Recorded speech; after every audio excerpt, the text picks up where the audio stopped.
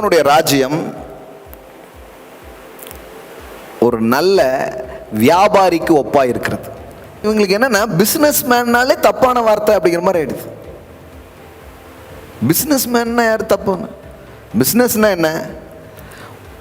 ஒரு லாபம் தரக்கூடிய ஒரு பொருளை உங்களுக்கு நான் தருகிறேன், அது உங்களுக்கு பயன் அடைகிறது, நீங்கள் அந்த பயன் அடைந்ததின் விளைவாக பணத்தை தருகிறீர்கள். இதில் 2 பேரும் லாபம் அடைகிறாங்கன்னா அதில் ஏதாவது தப்பு இருக்கா? அதில் எந்த தப்புமே கிடையாது. பிஸ்னஸ் இப்போ பாருங்க பிரதர், எங்க பார்த்தாலும் அதை பிஸ்னஸ் ஆக்கிட்டாங்க. ஏன் பிஸ்னஸ் ஆக்கினா என்ன தப்பு? பிஸ்னஸ்னா அப்போ தப்பா? Matthew 13:45 உங்கள் பைபிளில் எழுதி வச்சுக்கோங்க. சில ஸ்கிரிப்சர்லாம் நமக்கு காட்டவே மாட்டாங்க, அந்த மாதிரி ஸ்கிரிப்சராக தான் நான் உங்களுக்கு எடுத்து காட்டுவேன் இன்னைக்கு. மத்தேயு 13:45 மேலும் பரலோக ராஜ்யம்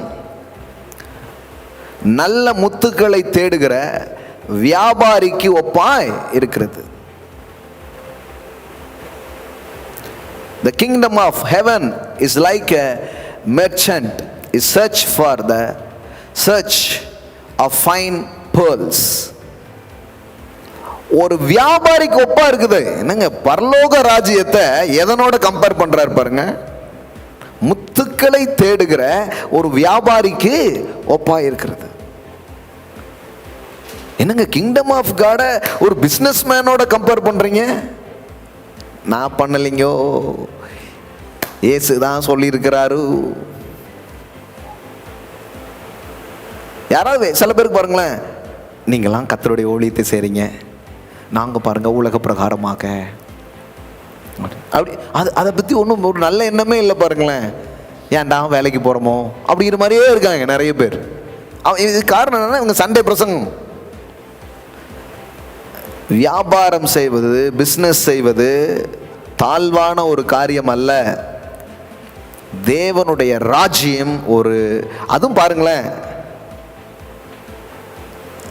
பரலோக ராஜ்யம் நல்ல முத்துக்களை தேடுகிற வியாபாரிக்கு ஒப்பா இருக்கிறது.